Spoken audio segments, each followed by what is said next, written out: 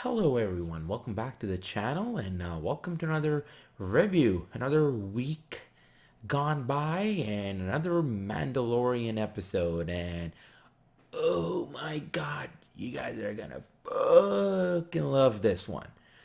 This is that episode, I think, that literally brings the Mandalorian show and the Star Wars kind of lore and blends it in to make it a Star Wars show. At this point, yes, it is still the Mandalorian, but I think, as I've said previously, that the Mandalorian aspect of it is kind of fading away, that because we finally knew, Baby Yoda and where we need to go, and this episode he's finally there, and it's full on Star Wars. It's that kind of a Star Wars that Rogue One was, grounded. Even with the Jedi stuff, it was very grounded. And this whole episode felt like and played like that it was like a Western. And you guys are gonna love this one. Is it perfect? I have a tiny bit nitpicks here and there, but I do think this is one of the best episodes in the entire 2 seasons. I think it's probably like top three in my book. So let's start with it. Always remember spoilers. So we start the episode with Ashoka Tano, with it basically a big sequence where you kind of see her stealthy ways of the Jedi, and it was really cool. Usually you'll always see Jedi face to face. There's not really stealth elements either in the movies, in like the sequels, the prequels, or the original trilogy. You never saw that. It was always face-to-face combat. So it was very intriguing. I was actually very surprised that they opened with something like this, where she's in a battle and she's kind of going like tree by tree, hiding and sneaking, sneak attacks. It was very cool, very different, very atmospheric too, and they really used the lighting of the sabers really well. It's you sometimes you can see her, so when the sabers, opened up, you see the light from the saber, and they're like, oh, that's where she is. Oh, that's where she is.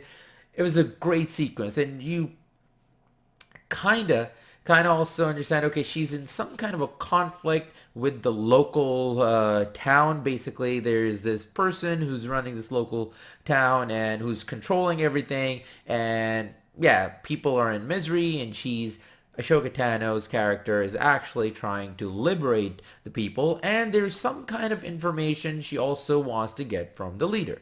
So we get the title and we see Mando reaching the planet. When they're about to land, there's this very beautiful and childish and a cute moment between the child and Mando, and it's very funny and it's beautiful at the same time. It's shows like what their relationship is. It's like a parent and a child at this moment. And then we land, and basically he reaches the town. He asks around, and people are scared to talk to him.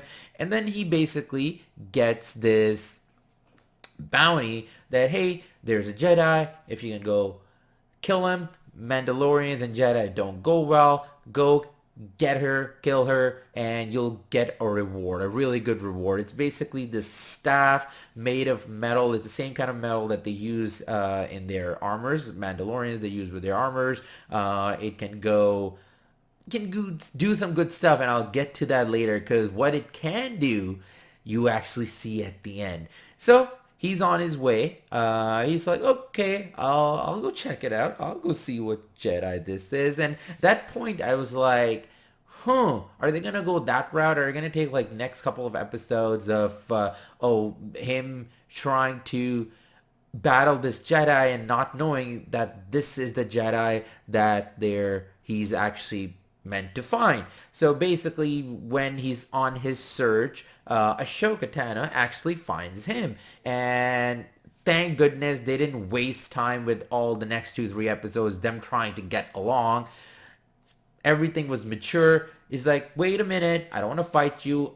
You're Ashoka Tano, right? And she's like, yeah. And you're like, I'm actually here to find you. They actually wanted me to kill you, but I didn't actually say yes. And which was actually smart, because when that scene where he's getting the bounty, he didn't actually say yes. They didn't cut to that. They cut to him go searching, and then he didn't really say yes. He just kind of went out of there. So basically, he didn't really give them their word, because when Mandalorians, the thing is, if they give a word, if they agree to something, they gotta go through it. It's like in their code. So then we have this really amazing moment of some Jedi stuff, very basic Jedi stuff, where she senses what kind of Jedi this child is. And yes, the child is part of the Yoda lineage. It's basically, yes, I think at last season everybody was kind of discussing that with his ears, or his design is different, so it's not really Yoda. It's like a kind of a different take on the Yoda, so it's actually a different thing, or it might be a clone. But from what this episode is telling us, that no, he is part of that lineage, and around, like, he's like around 150 years old, but he's still a child. And he was actually active, like he was there, he was actually getting trained, like right after the Clone Wars. And then, like, when Empire rose and everything, he went kind of into hiding. And then since then, he's actually suppressed his abilities to actually live on, to not let people know that he really is a Jedi. And because of that, he's built these feelings inside him. They're very confusing. When did that happen last time, right? When somebody was confused. So she ends up deciding that she cannot train him because of this confusion within him. He is vulnerable to really go on the wrong side of the Force. And since he's also really attached to Mandalorian, those feelings can really come in the way of her training, so she cannot train him. Then he's like, hey, like, I really need you. This was my mission. You need to take this child. I really need you to actually train him. So he's like, let's make a deal. They actually wanted me to kill you, so I'll help you actually liberate the town if you're agree to train the child. And we also learn his name. So there was a lot of information in this, and this really felt like a culmination of all, well, small things, and some of the things that they've been kind of teasing kind of come together, and we know a lot more about the child, and a lot more into their relationship. There were not a lot of dialogue, but we really know now what the Mandalorian and his child, what they mean to each other, and you kind of start guessing where this relationship can really build up to if they stay together, and if they start, going to missions together. So you really wonder what kind of ideas and what kind of things they can really do together, the next or the following few seasons, if they are season 3 or season 4. So you really wonder. Okay, so next we see Ashoka Tano just walking into in front of the village, and just the battle starts. She is slaying. I loved it. I loved it. She's very stealthy again. She used the environment, and I like that. It was that, usually, as I said, usually it's always face to face. So it was nice to really use the environment and move around to kind of avoid things. Could she have done a lot more acrobatics? Because she is really acrobatic. In some scenes, the way she jumps, the way she moves, they show you that she's a really talented Jedi.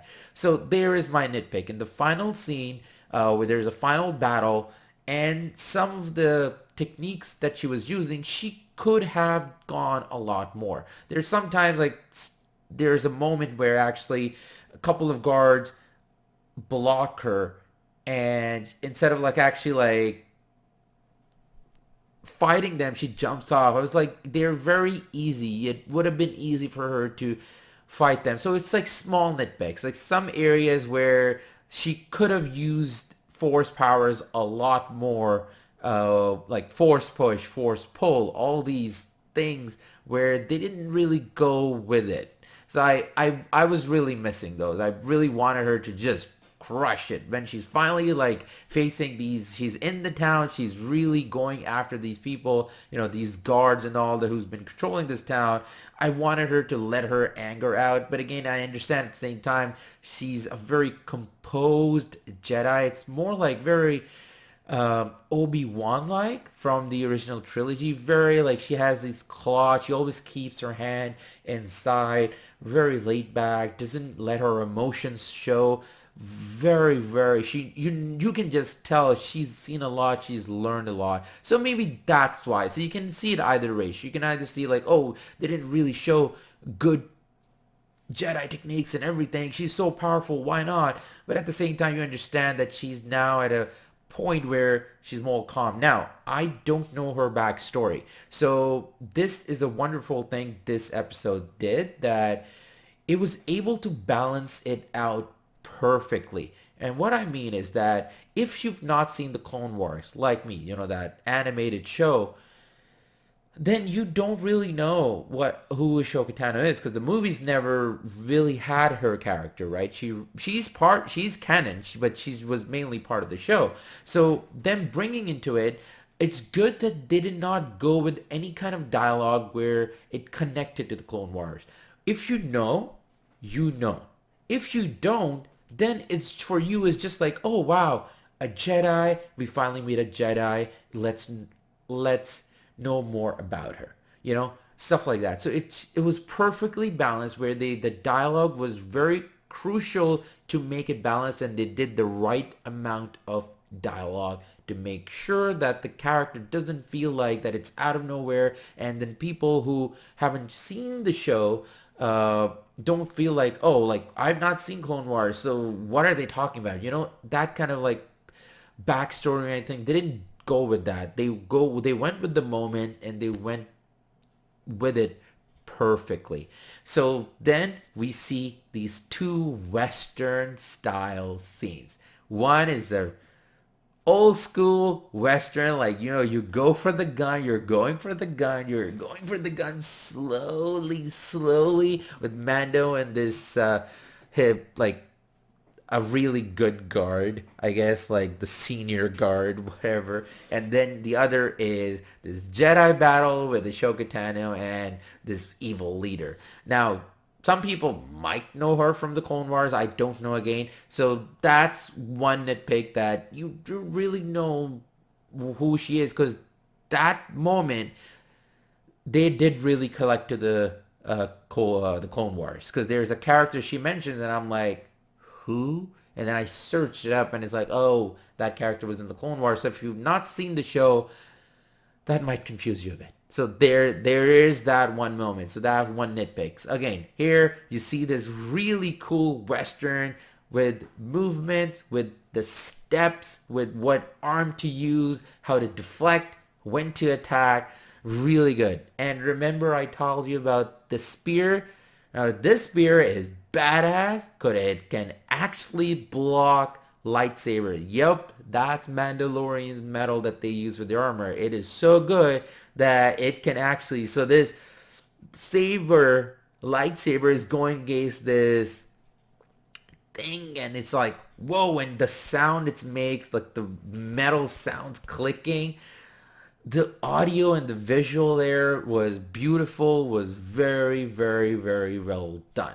So again, in the end, we don't really see Ahsoka Tano really killing the leader, but we hear this kind of a sound where it's like, okay, she's defeated, and we go towards like the end of the episode. So at the end, basically Ahsoka Tano decides that the kid has a really fatherly child, father and son kind of a relationship at this point. So even though Mandalorian is like, you agreed to this, why are you still refusing? We agreed that if I help you, you would take the child.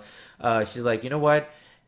If we really want to go through this, there is this planet, there's a rock there, take him there, and if he's able to get his Jedi abilities there in a proper way, then we can say and then I can train him, but you need to go there first. So now we are really going into this Star Wars, and the episode ends. So with that, you get a lot of information. So we now know the child lineage. We now know like what this child actually means to the Mandalorian, or the Mandalorian means to the child. Like this child has really, really made Mando as his father, as someone that he would rather be with, even though he just met this Jedi who can really like use his abilities and stuff. He really wants to kind of stay with Mando, and at this sweet moment with him like just picking him up and then just leaving, it's like, let's go on our way. It's beautiful, and I can't wait for the next few episodes where they finally show him actually fighting alongside or being alongside like a Jedi, where their history is always against each other, Jedi's versus the Mandalorians. So it was great. So overall, man, there was so much to love in this episode. Here and there, some fighting techniques, some information I think was too much for people who don't know Clone Wars, who not watched Clone Wars. So small nitpicks, but honestly, it was a very well done episode. It's one of the best Star Wars episodes and one of the Star Wars storylines I think you've done in this small amount, like 40 minutes, and you were able to do so much with this. It really shows that John and Dave Filoni and Jon Favreau, they really made this show for everyone and for the Star Wars fans, and they were able to blend those elements really well. I was a bit worried when this season's second episode came out, when it's like that egg thing and all that, and I did not like the episode. But now I'm starting to smooth into the fact that it's Star Wars and Mandalorian really well mixed together, and I am going along the ride. I do think as long as they keep the element of Mandalorian and his abilities intact, and they don't change his character, I'm fine with it. So we're more like, I think, halfway through the season now. So let's see if they don't mess up the rest of the season. Let's hope that it's still a Mandalorian's journey and not like the news that we saw before season 2 got released. So with that, I'm going to rate this episode a 9.5 out of 10. Usually I stick to big numbers. I'm actually doing something different. I usually like big full numbers, but this is a very, very, very close to perfect. So 9.5 out of 10 for me. So, how did you all like this episode? Did you actually like it? Did you hate it? Did you think that this was the best Star Wars ever? Or do you think it's still only good or excellent? Whatever your thoughts are on this episode. If I missed anything, you can always let me know in the comments below. And yeah, thank you for watching. And thanks for all the support. Thanks for all the likes, dislikes, the comments, the shares, subs, everything. Thank you so much for all the support. And yeah, take care, and I will catch you all later. On the done. Ta-ta.